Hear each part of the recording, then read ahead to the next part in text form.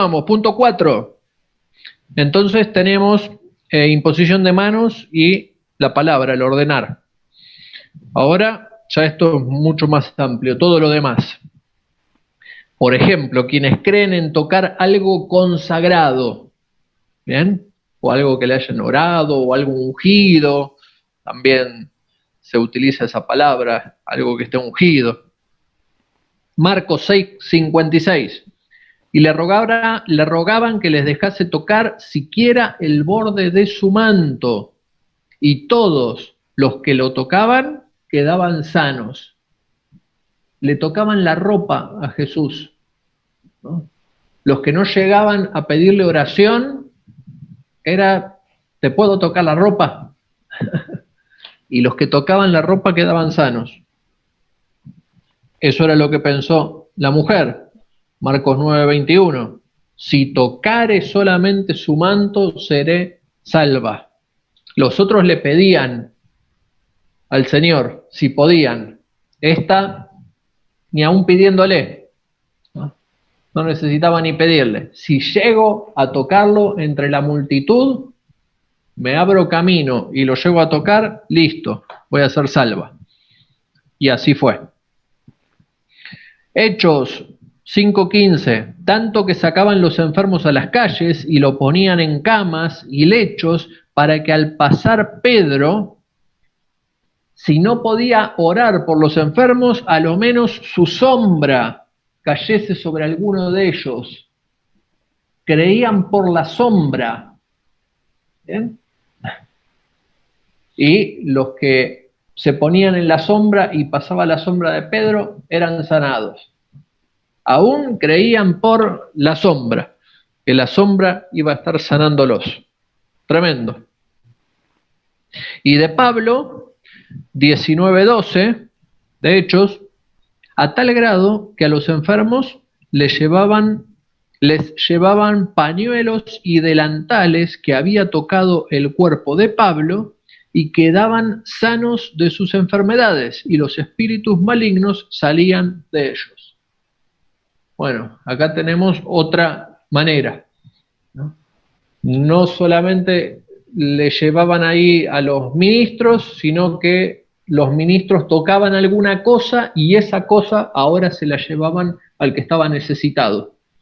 ¿Bien? Así que había un intermediario ahí, había un intercesor que estaba creyendo por ese paño ungido, por ese pañuelo, por ese delantal que había sido ungido. En la campaña de Anacondia, acá en Santa Rosa, en el 2015, ponen siempre una mesa donde la gente lleva ropa. Y en un momento de la campaña, cuando están orando por todas las necesidades, también va un equipo, imponen las manos ahí sobre la ropa y después, bueno, la gente viene a buscar sus prendas y se las lleva a las personas. Son ropas de personas enfermas o tal vez algún paño, algo, y se lo llevan a la persona que tiene necesidad. Otras personas traían fotos. Y había un hermano un poquito religioso, ¿no? De muchos años de evangelio, lindo hermano, ¿no? Pero un poquito religiosón, que decía, ¿por qué fotos? Paño sí es bíblico, pero ¿por qué fotos? Fotos no es bíblico, no es bíblico estar orando por fotos, es estar enviando fotos. Así que me lo mandaron a mí. Ahí está el director del instituto, anda a hablar con él.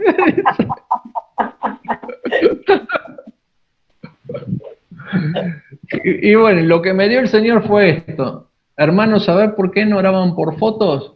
¿Por qué? Porque se inventaron en el 1900, en el 1850, por ahí. Si no hubiese orado por fotos, claro, no existían las fotos en esa época. Si oraban por cualquier cosa, ¿no? Y después de unos cuantos años, encontré un video de el matrimonio Hunter, Frances y Charles Hunter, ministros evangelistas evangelistas que Dios los usa mucho, los usaba mucho en sanidad, aproximadamente del año 70, 80, y, y bueno, ellos enseñaban sobre esto de orar por cosas, y tienen varios testimonios. Tal vez el más impactante, primero como para preparar a la gente, decía Frances, la mujer, decía, ¿usted cree que Dios puede bendecir algo tan sucio como el billete, como la plata, ¿no? Raíz de todo mal?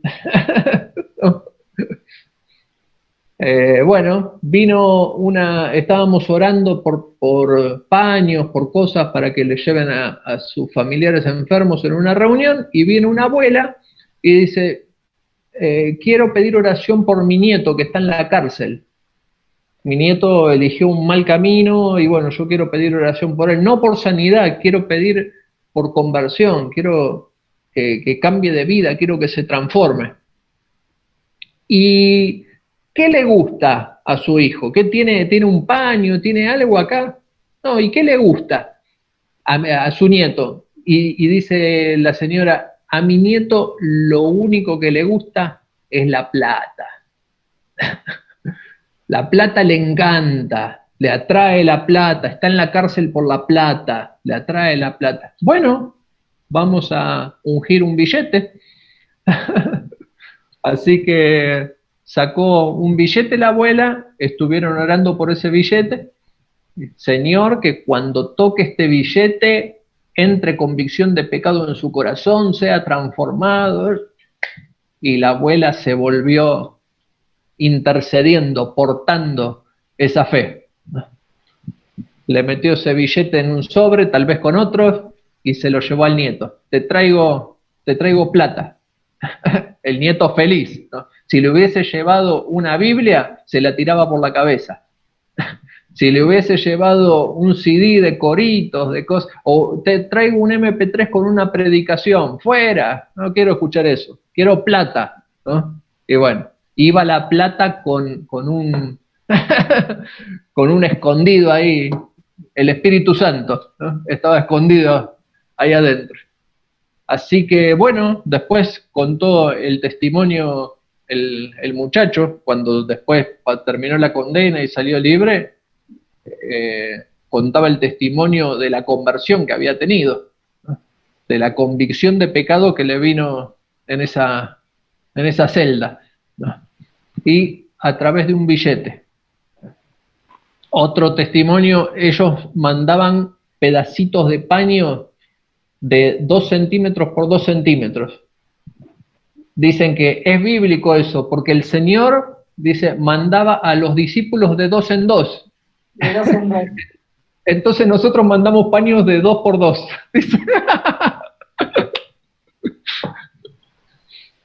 Y ellos en Estados Unidos, una señora que conocía el ministerio de Inglaterra pidió por favor que le envíen un paño ungido donde hayan orado ellos por su nietito que tenía hidrocefalia. Y, y bueno, le enviaron ese paño, después le llegó el testimonio de la sanidad y cuenta todo, ella se imaginaba todo el viaje. Imagínense, dice, nosotros estuvimos orando en una oficina, después se lo dimos a la secretaria lo metió en un sobre, puso toda la dirección, después lo llevó al correo en la ciudad, en el estado donde estaban. Desde ese correo va a otra provincia donde lo cargan en un avión. De ese avión llegó a manos y manos y manos que fueron pasando. De ese avión llegó a Londres, de Londres al correo, del correo a la ciudad donde estaba la señora, el cartero le lleva a la señora lo abre, pone el paño en la almohada del bebé, del chiquito, y el chiquito se sana. Se le achicó la cabeza y quedó bárbaro. Tremendo, dice. No se perdió la unción por todo el camino, no, es la fe. En la fe de esa mujer que estaba esperando eso, ¿no? Y cuando llegó con fe lo puso en, ahí en la cabeza de su nietito. Bien. Así que bueno, ahí tenemos lo mismo que hacían los apóstoles. Así que la limitación de por qué cosas se puede orar o cuál puede ser el punto de contacto de una persona para que sea el canal de la fe, y la limitación la ponemos nosotros, ¿no? De decir, no puedo orar por esto, ¿no? Por un billete. No puedo orar no puedo orar por un billete de quiniela, no puedo orar por un billete de lotería, no puedo orar por una botella de vino, no puedo. Las limitaciones las ponemos nosotros. Bueno, bien.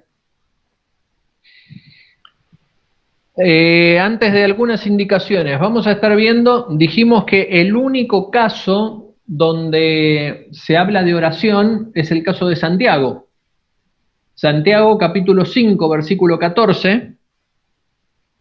Anótenlo, Santiago 5:14, este pasaje no está acá, lo puse ahí adelante en el punto 1, el caso de Santiago, único lugar donde dice que se ore.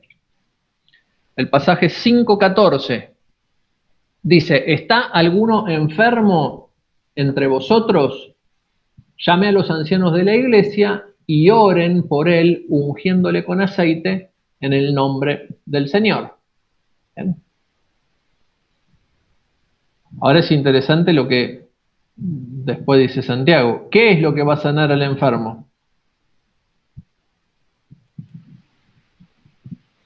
Y la oración de fe, dice, salvará al enfermo. Acá tenemos otro condimento que tenemos que hablar, el tema de ungiéndolo con aceite. ¿Bien? Y vimos que en Hechos ya no estaban ungiendo con aceite. Ellos imponían las manos, ordenaban. ¿Bien? Pero Santiago específicamente le está escribiendo al pueblo judío. ¿Bien? En Santiago 1:1 dice, siervo de Dios y del Señor Jesucristo, a las 12 tribus que están en la dispersión. ¿Bien? Directamente al pueblo judío que había recibido a Jesús como su Mesías. ¿Bien? Pero a las 12 tribus de la dispersión.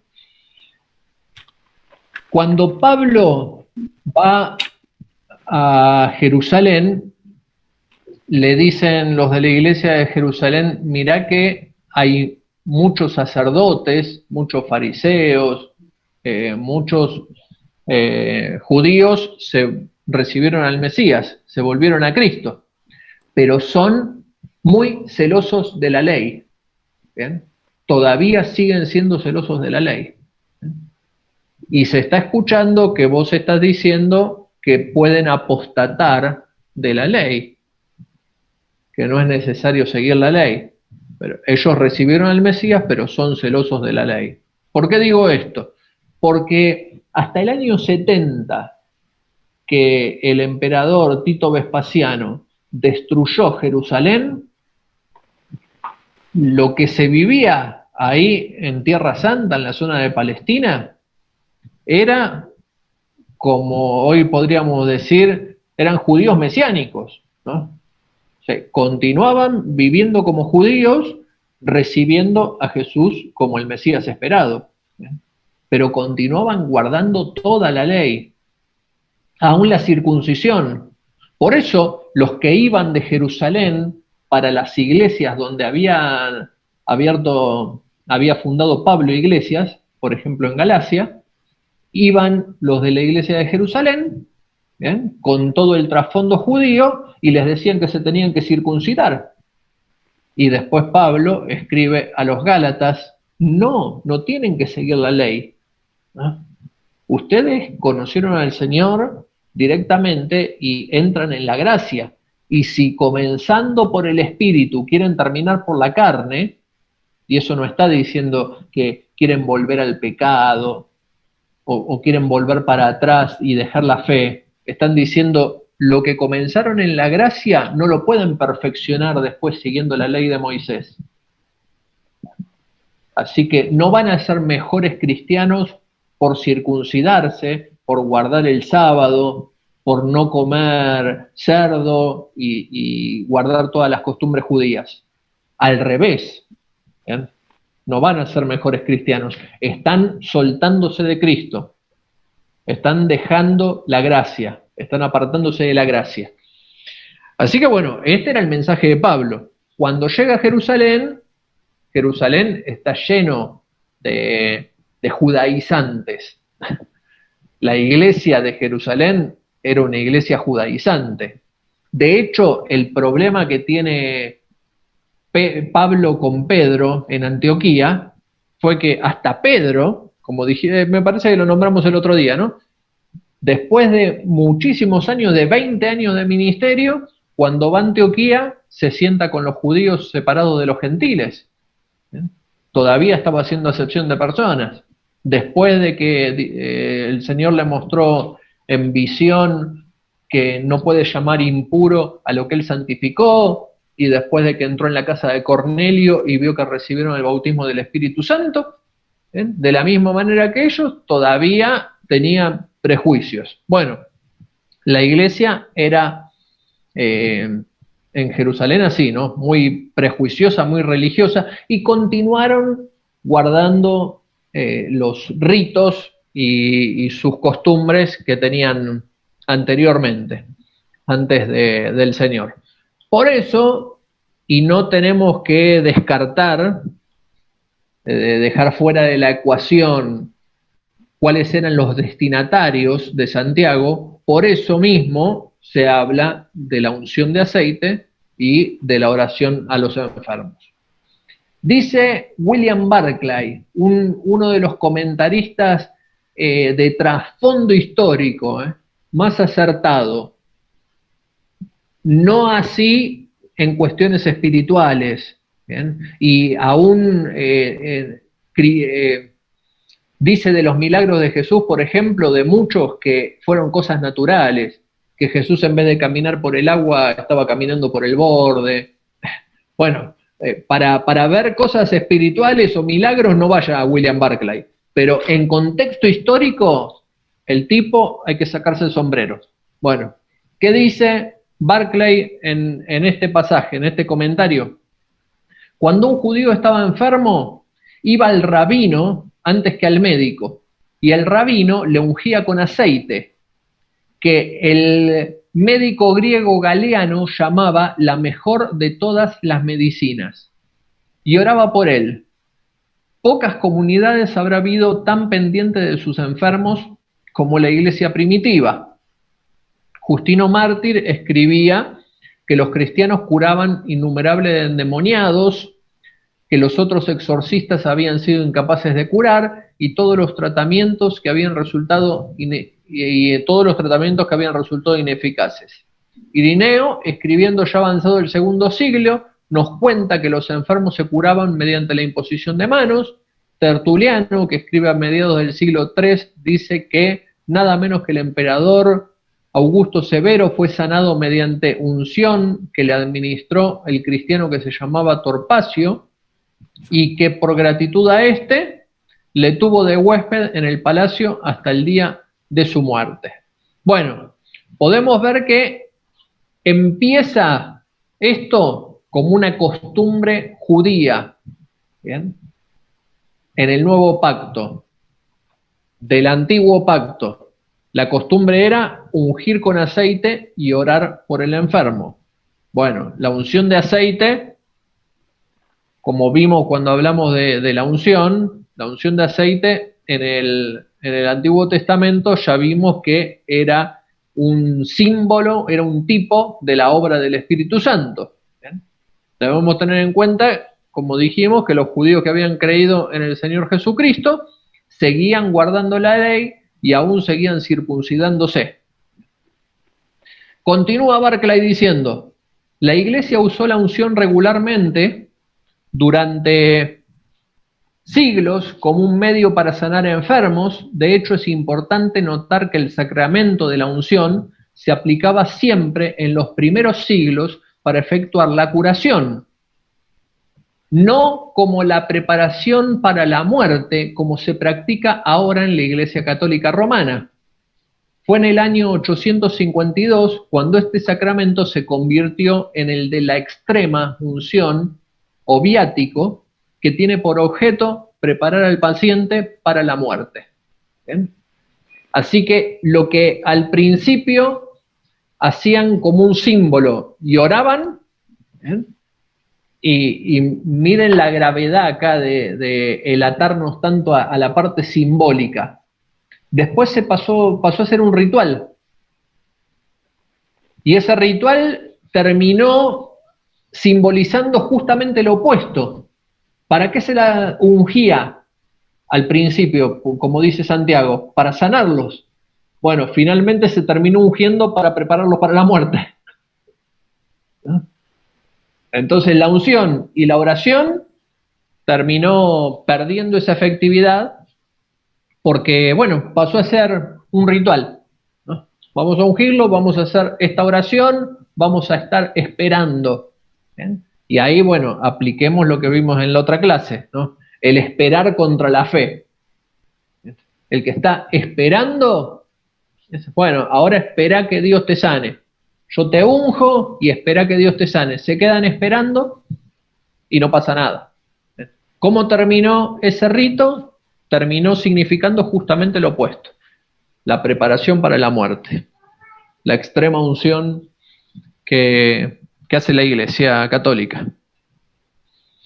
Bueno, entonces, Santiago, lo de Santiago es algo cultural de la cultura judía, pero bueno, quedó bien claro en todos los evangelios y en el libro de Hechos que no oraban, que siempre actuaban en fe, o imponiendo manos, o dando una palabra, haciendo algo, ordenándoles a las personas que hagan algo.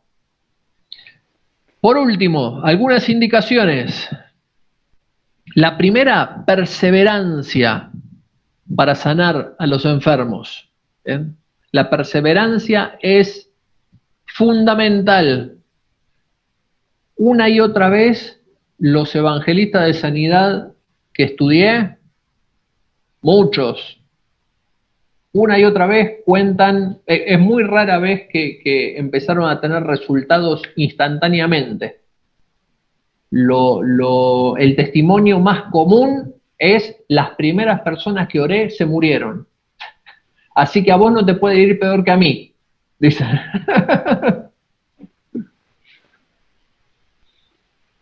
Pero ¿qué hicieron? Continuaron. Siguieron creyendo, continuaron orando. ¿Bien? El enemigo intenta sacarnos la fe de la manera que sea, ¿no? ¿Cómo se vence? Perseverando. ¿Bien? La perseverancia es fundamental. La palabra nos exhorta una y otra vez a estar perseverando. ¿Bien? Seguramente la recompensa más significativa de la perseverancia es la salvación. Mateo 10:22 dice: seréis aborrecidos de todos por causa de mi nombre, mas el que persevere hasta el fin, éste será salvo. ¿Bien? Así que para salvación necesitamos perseverancia. ¿Bien? No es el que comienza la carrera, sino el que llega al final de la carrera. ¿Bien? Así que para eso se necesita perseverancia. El fruto del Espíritu, si queremos ver en nuestra vida amor, gozo, paz, paciencia, benignidad, bondad, fe, mansedumbre, templanza, el fruto del Espíritu que está en Gálatas 5, bueno, ¿cómo se consigue? También instantáneamente pidiendo: Señor, lléname del fruto de tu Espíritu, y de un día para el otro lo tengo. No, con perseverancia. Miren cómo está esto, tal vez un poco oculto en una parábola de Jesús. pero ahora lo vamos a entender bien. Lucas 8:15, en la parábola del sembrador, que sale a sembrar en las 4 diferentes terrenos. ¿Recuerdan? Bueno, dice Lucas 8:15, mas la semilla que cayó en buena tierra, estos son los que con corazón bueno y recto retienen la palabra oída y dan fruto instantáneamente. No, no dice así. ¿Y dan fruto con qué? A su tiempo. Con perseverancia. Y dan fruto con perseverancia. Entonces, la buena tierra no es la que pasó a tener amor, gozo, paz, paciencia, benignidad, bondad, fe, mansedumbre, como un Ferrari que llega de 0 a 100 kilómetros en 4,20 segundos, una cosa así. No, es avanzando con perseverancia. El que persevera termina llenándose del fruto del Espíritu Santo, manifestando el fruto del Espíritu. Bueno, de la misma manera en todo lo que implica fe. ¿Bien? Necesitamos perseverar en alimentarnos con la palabra de sanidad, con palabra de fe, ¿bien? Estar perseverando en orar por los enfermos, orar por las personas enfermas. Si no oramos por las personas enfermas, no vamos a estar viendo sanidades. Así que desde ahora, todas las personas que, primero, con nosotros, cualquier cosa que tengamos, empezamos a hacer todo lo que vimos. Imposición de manos, ordenamos, nos ponemos un paño, menos escupirnos, como hizo el Señor. Pero hacemos todo ahí. Y también hablamos palabras de fe, ¿no? Soy sano porque ya ocurrió la sanidad en la cruz. Ya ocurrió. Soy sano en el nombre de Jesús. ¿Bien? Bueno, esto es un ejercicio diario. La fe es un ejercicio diario. El justo vive por la fe. La fe es un ejercicio diario. Así que debemos estar perseverando en esto. Y así también con el fruto del Espíritu. ¿Bien? Bueno, uno de los frutos, justamente, una de las características del fruto es fe. ¿Bien? Y la fe, ¿con qué llega? Con perseverancia. Así que oramos por nuestras cosas, oramos por los que tienen algo, tenemos en casa, tengo un dolor de cabeza, me voy a tomar, espera, vamos a orar primero. Le imponemos las manos. Oramos por el hijo, oramos por la hija, oramos por el vecino, ¿eh? Que tengamos que se esté quejando, que esté diciendo, oh, el ciático, uy esto, uy el otro, vení, déjame imponerte las manos, vení. Y oramos. ¿Eh? Bueno, y no nos detenemos, desde hoy y forever. Todos los días, oramos. Amén. Bien. Perseverancia entonces para sanar enfermos una y otra vez. Nunca desanimarse. Otro, bueno, está un poquito unido a la perseverancia, ¿bien? Pero lo hablo como un ataque aparte, porque bueno, viene tal vez a la cabeza cuando no hay un resultado instantáneo, ¿no?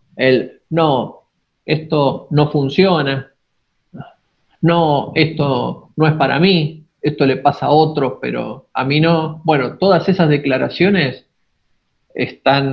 son opuestas a la fe, ¿no? El que dice no funciona, ¿qué significa? Que estuvo probando, ¿no? Estoy probando si funciona, ¿no?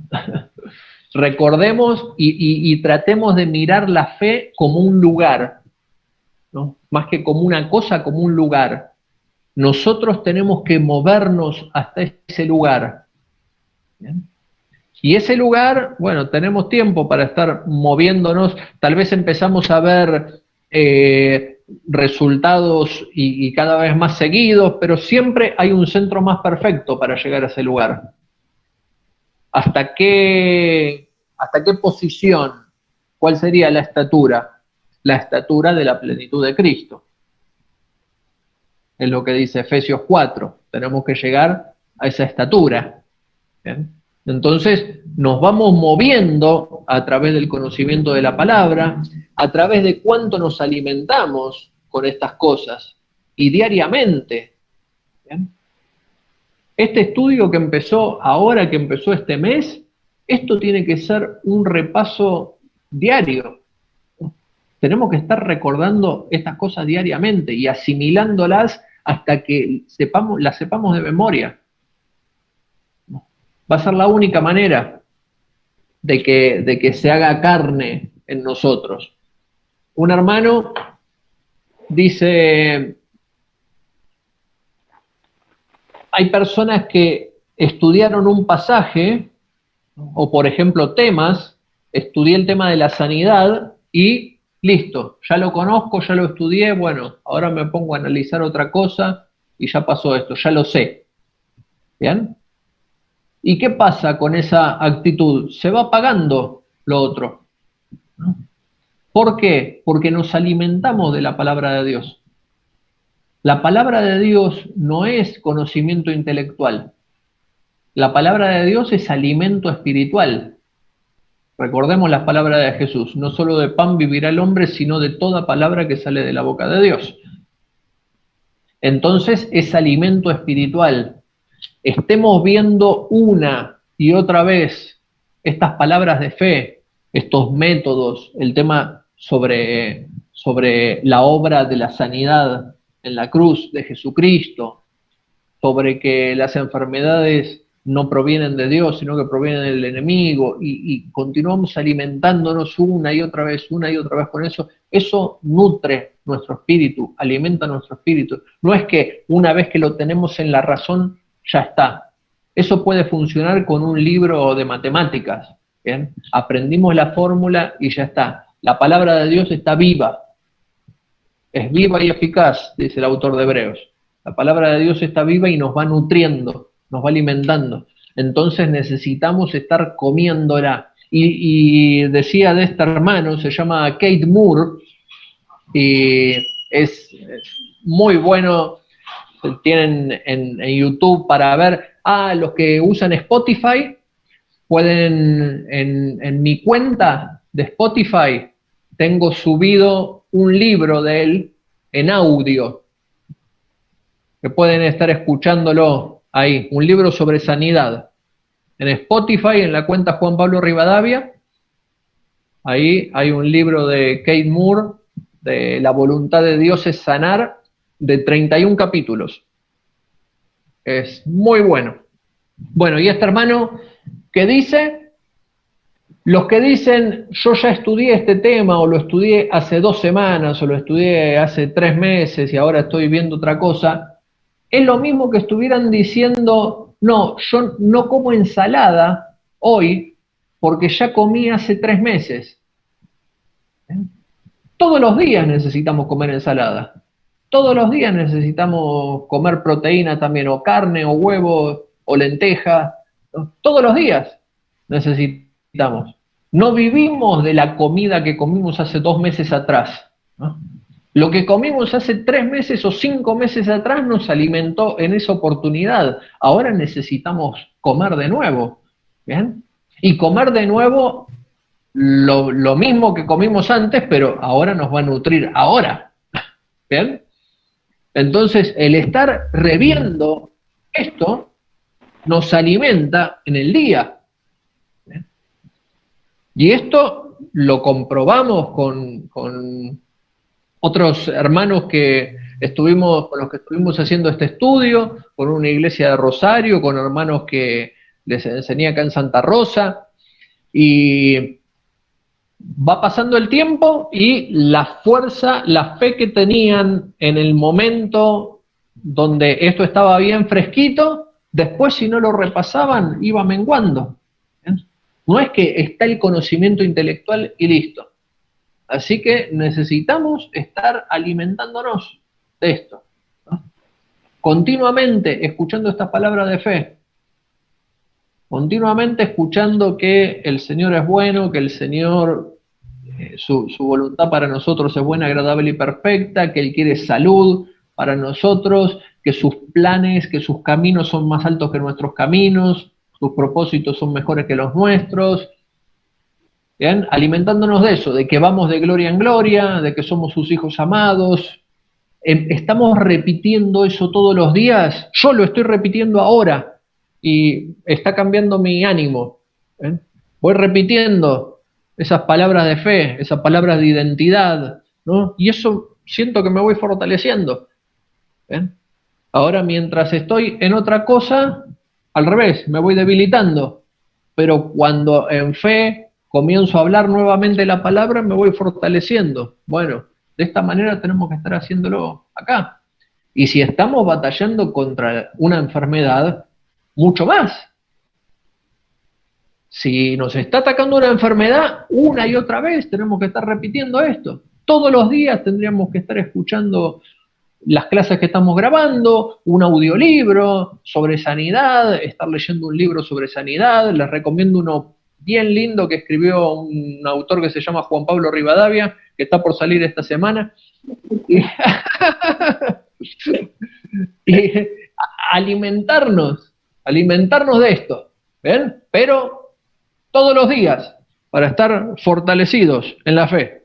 Así que, de esa manera, nunca nos desanimamos. Y por último, la vergüenza detiene. ¿Cuántas veces nos frenamos y mayormente los ministros, ¿no? Los que ministramos? ¿Por qué? Porque si oro por tal persona y no pasa, ¿no? Porque si le digo que se levante y no pasa. ¿Bien? ¿Y cuál es el problema? En realidad, el problema es cómo quedo yo. Entonces es un problema de orgullo. El problema es cómo quedo yo. Tal vez lo puedo disfrazar diciendo, no, pero no va a creer en el Evangelio. Va a ser un mal testimonio y no va a creer en el Evangelio, pero en el fondo sé por qué. ¿No? Es porque quedé mal yo. ¿No? Entonces, bueno, ese tema de la vergüenza y puede estar unido también la falta de humildad. Bueno, que no nos detenga eso. Meternos en la cabeza que estamos crucificados con Cristo. Nosotros ya estamos muertos. Lo que ahora vivo en la carne lo vivo en la fe en el Hijo de Dios, dice Pablo. Entonces, lo que hago, un muerto no puede tener vergüenza. ¿No? Así que lo que hago, lo hago en Cristo Jesús. Si el Señor dice, impondrán manos, impongo manos. Si tengo que dar la palabra, envió la palabra y lo sanó, hay que enviar la palabra. ¿Bien? Dejar de lado la vergüenza, porque la vergüenza nos detiene, ¿no? Estamos guardando nuestra imagen y la verdad, si nos ponemos a analizar, ¿qué imagen tengo para guardar? Me estoy quedando pelado. ¿Qué imagen tengo para guardar? ¿Qué estoy guardando? No, esto es arriesgarse, esto es tirarse con todo. ¡Apuéstalo todo! Decían en una película. Bueno, tenemos que hacer así, con la vida, apostarla toda a Cristo. Sabemos 100% que Él es fiel. Él es fiel, ¿no? Y si tal vez salimos ahí medios en la primera, en la segunda, en la tercera, sabemos que nos vamos a ir acomodando en el lugar de la fe y ahí vamos a estar viendo la mano de Dios. Pero perseverancia, no detenernos, no desanimarnos nunca y dejar a un costado la vergüenza. Hay que orar. Después en la próxima clase vamos a ver cuál es la motivación, ¿bien? Que es el amor, la motivación. Y eso justamente nos ayuda a dejar de lado la vergüenza, ¿viste?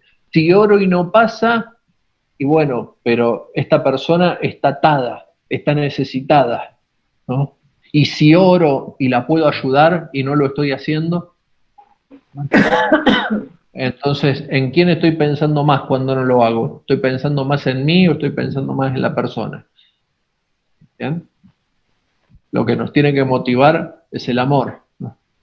Jesús les dijo en la sinagoga a todos los hipócritas que le habían tendido una trampa para señalarlo cuando sanara el día sábado. Dice, ustedes van a sacar a un burro si se les cae en un pozo y para sus cosas sí pueden hacer cosas. Y yo no puedo estar sanando a una hija de Abraham que Satanás tuvo atada muchísimos años, ¿no? Así que, ¿cuál era la motivación de Jesús? Quiero ver libre a esta persona.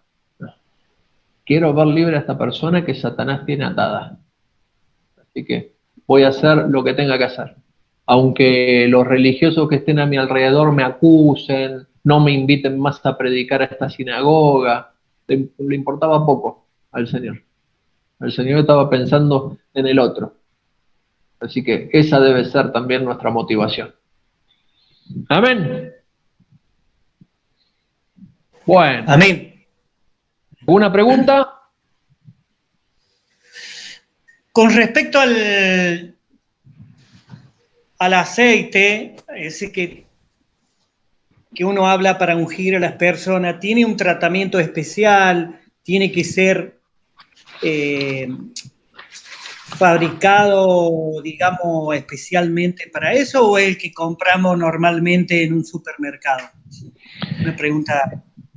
Sí, en el Antiguo Testamento preparaban un aceite especial, el aceite que se usaba en el tabernáculo y después en el templo. Era con perfumes, con algunas mezclas de cosas, ¿no? Sí, Pero ahora los que utilizan aceite de oliva normalmente directamente. Sí, o tiene sí, que sí. ser No, manufacturado por... no, no. Pero bueno, yo repito, ¿no? O sea, no hago énfasis en el tema del aceite. Sí, sí, sí. Lo mejor sería, si la persona no pide, si la persona cree que es un punto de contacto el aceite, bueno, se utiliza el aceite. En la iglesia de Villa Ballester, de donde salimos nosotros, se utilizaba, ¿bien?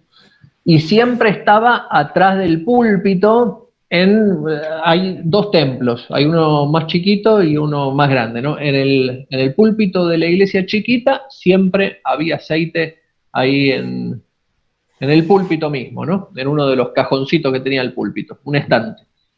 Y cuando la persona en la oración pasaban a la administración y una persona le pedía al pastor, ¿me puede ungir con aceite? Ahí el pastor iba y la ungía con aceite, ¿no? No era que Bien. estaba ungiendo con aceite a todos y tal vez oraba por un montón, ¿no? Por sanidad, pero si alguien le pedía a esa persona, lo ungía con aceite, ¿no? No, sí, está claro, porque usted mismo explicó el tema del billete que fue ungido, de alguna manera la unción fue igual. Sí, sí, sí, sí. Sí, sí. O enviando la palabra o imponiendo manos, ¿no? La presencia, el poder de Dios en realidad actúa por la fe. Bien. Sí, sí. Después, todo lo demás son accesorios. Y el aceite también es un accesorio. O sea, el que usa oliva es porque tiene plata y compra oliva y pone oliva, ¿no? Se puede usar tipo mezcla, ¿no? se puede, se puede usar mezcla y para el caso sería lo mismo. Ni girasol, pero, pero bueno, el punto está en la fe. Ahí está. Bien. Bueno, ¿Alguna otra pregunta? No, yo no. Bueno, amados, muy bien. No sé si los mareo mucho porque no hay preguntas o porque quedó claro, pero bueno. Me mareaste tanto que no tengo ninguna pregunta. No, quedó claro, quedó bien claro. Ah, bueno, quedó claro. Gloria a Dios. Bueno, muy bien. Vamos a despedirnos entonces. Ma, ¿podés estar orando, mami? ¿Nos despedís? Sí, cómo no. Gracias, Padre Santo, te damos por esta clase, Señor, por haber podido estar reunidos acá, por aprender más de tu palabra, Señor. Queremos poner por obra todas estas enseñanzas, Padre. Queremos poder servir, ser un instrumento de tu amor.